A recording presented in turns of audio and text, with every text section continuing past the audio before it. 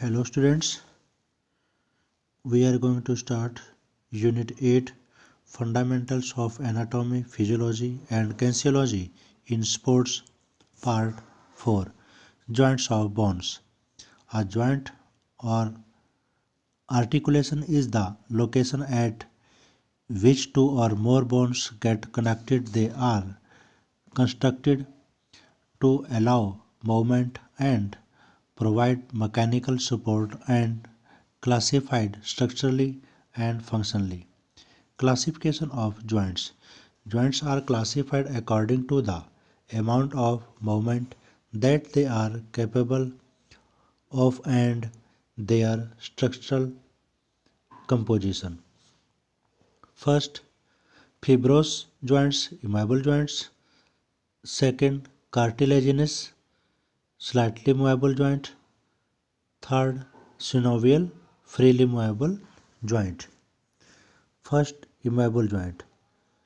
Fibrous joints, which are also called as the immovable joint, are the type of joints that are connected through the fibrous tissues. This kind of bones are such that they do not move. They are held together only by a ligament. Second, slightly movable joint. These joint surface of bones are separated by some intervening substance and only slight movement is possible. These joints includes two types. First, symphysis. Second, synchondrosis. First, symphysis. It is a joint where two long bony surfaces are connected by a broad flat disc of fibrocartilage. Second, synchondrosis. It is our temporary form of joint. The cartilage is changed to bone before adulthood. These joints are found between the diaphysis and epiphysis of the long bones. Third, freely movable joints. These joints are also called synovial joints. These joints have an optimum capability of movements and are highly movable joints. The increased joints is surrounded by the synovial capsule structure, synovial membrane,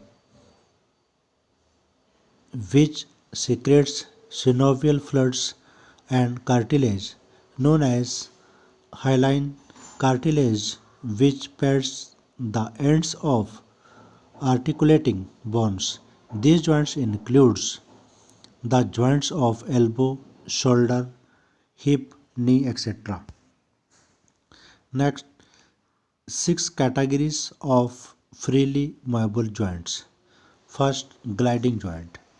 These joints permit the gliding movement as in the joint between carpal bone of the wrist and between tarsal bones of the ankles. Second, hinge joints.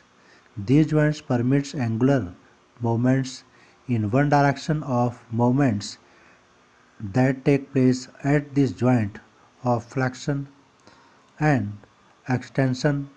Elbow joints and knee joint are the examples of this joint. Third, saddle joints. These joints permit a great freedom of movements. Joint of thumb, example of this joint, it enable the thumb to oppose the fingers. Fourth, pivot joint. These joints permit the rotatory movements. The rotation of one bone around another take place in these joints. Atlas and axis bone at the top of the neck are the examples of these joints. Fifth, candyloid joint. These joints allow an angular movement in two directions. Wrist joint are the examples of this joint.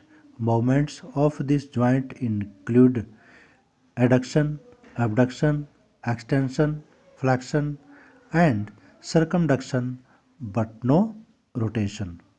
Sixth, ball and socket joint. The joint permits the angular movement in all directions. The movement that take place at these joints are extension, flexion, and abduction. Shoulder joint and hip joint are some of its examples. Okay, thanks.